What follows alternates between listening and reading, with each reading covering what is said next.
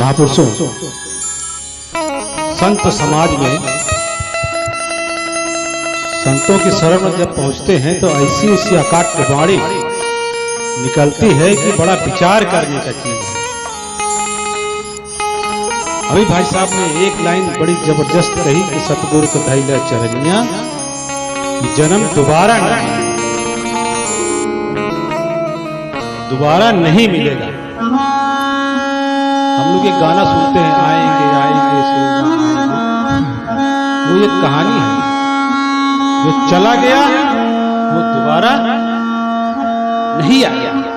उस रूप में तो नहीं आया, कोई और रूप में आएगा। ये संतों की बड़ी अकाट भाषा होती है, इस पे विचार करने की आवश्यकता है। महापुरुषों, हम जब सत्संग करते हैं तो यहाँ पर बड़े बड़े अच्छे अच्छे विचार निकलते हैं। समाज में क्या गड़बड़ है, हमारे अंतःकरण में क्या गड़बड़ है।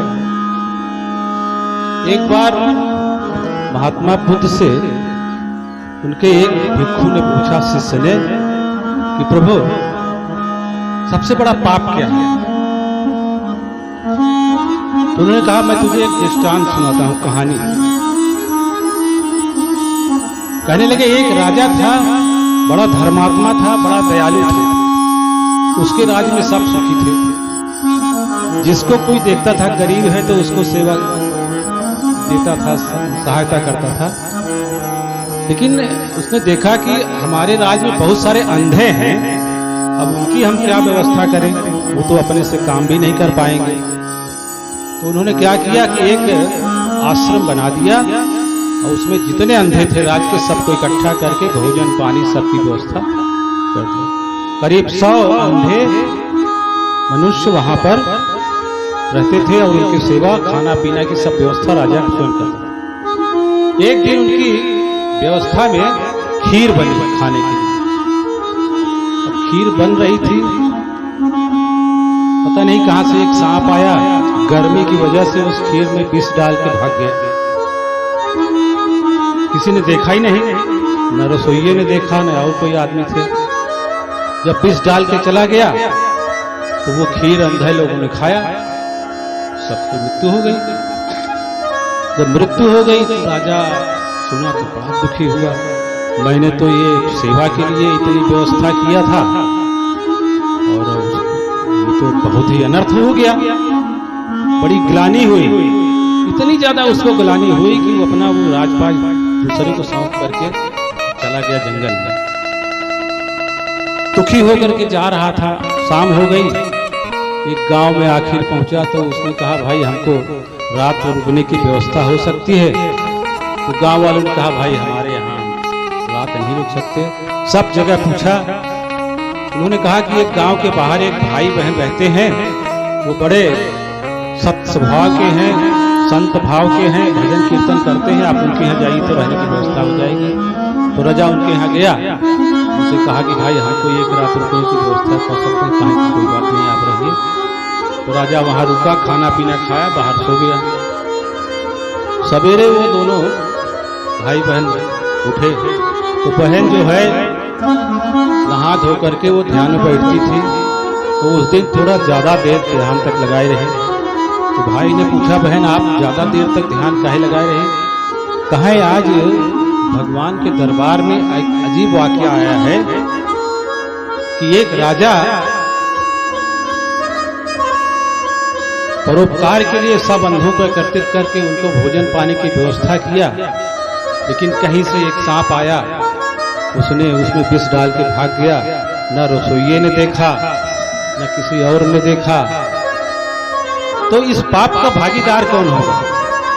वो रसोइया होगा, या वो सांप होगा, या वो राजा होगा जिसने ये सारी व्यवस्था किया था।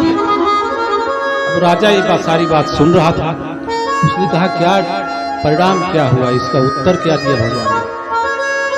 तो उस बहन ने कहा कि उत्तर कल मिलेगा, आज पूरा उसका विवेचना हुई, फैसला कल होगा। राजा तो बड़ा उत्साहित हो गया कि अरे ये तो मेरा ही बात है। तो उसने कहा, बहन जी हम क्या एक रात और आपके यहाँ रुक सकते हैं? तो उसने कहा ठीक है, आप रुक जाइए। अब जब वो राजा रुक गया तो गांव में कानाफूसी होने लगी। अरे ये तो एक रात के लिए रुकने को कहा था।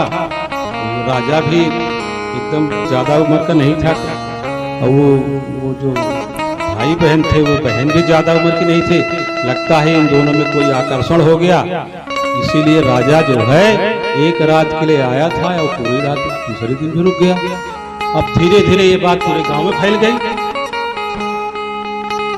अरे ये तो बहुत ही बेकार है। वो जो इतने अच्छे भाई बहन जिसकी बड़ी बड़ाई गांव वाले कहते थे, अरे इसको तो हम जानते थे कि महात्मा साधु है, ये तो बड़े ही बेकार है। अब सवेरा हुआ, राजा बड़ा उत्सुक था। बहन ने फिर ध्यान लगाया, ध्यान से उठी तो राजा ने पूछा क्या फैसला हुआ? ये पाप किसको लगा? वो सांप को लगा जिसने जहर डाला था, या रसोईया जो बना रहा था, या वो राजा जो इतनी व्यवस्था किया था?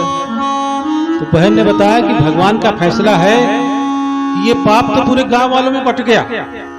जो जो बुराई कर रहे थे ये सारा पाप उनके पास में चला, और वो जो है न राजा दोषी है न सांप दोषी है। तो उन्होंने कहा देखो, आज के समाज में सबसे बड़ा पाप है बुराई करना, एक दूसरे की बुराई करना। बहुत अच्छा सत्संग हुआ और बाद में देखा अरे ये कमी रह गई, ये कमी रह गई, फलाने ऐसे की। और इस बुराई की जननी क्या है? ईर्ष्या, द्वेष, जलन, एक दूसरे से ईर्ष्या है आज समाज में। हम किसी को देखना नहीं चाहते। किसी का हमसे बड़ा घर बन गया तब ईर्ष्या होने लगी, किसी के बच्चे को अच्छी नौकरी लग गई हमारे को नहीं लगी तब हमको द्वेष होने लगा, किसी का अच्छा मकान हो गया, घर हो गया, द्वार हो गया, उसका बड़ा सम्मान हो गया तब हमको जलन होने लगी। तो महापुरुषों, ये सत्संग ये हमको यही सिखाता है कि हम इस ईर्ष्या, द्वेष और जलन, बुराई उससे बचे। इससे बड़ा और कोई पाप नहीं है। किसी की हत्या कर देना उतना बड़ा पाप नहीं है आजकल जितना किसी की बुराई करना, किसी से ईर्ष्या करना, किसी से द्वेष करना।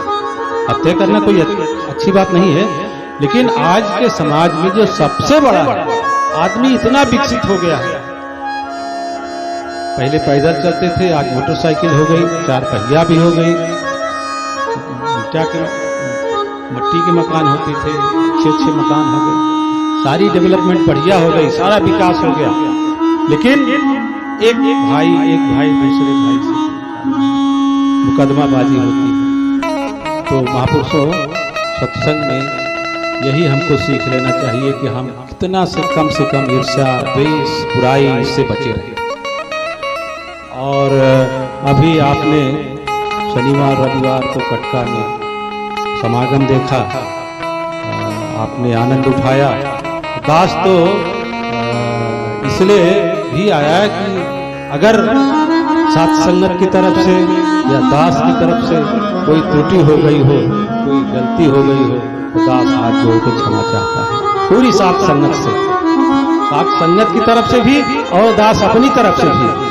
कोई अगर कमी रह गई हो तो उसको छोटा बच्चा समझ करके माफ। प्यार से सदगुरु महाराज की जय।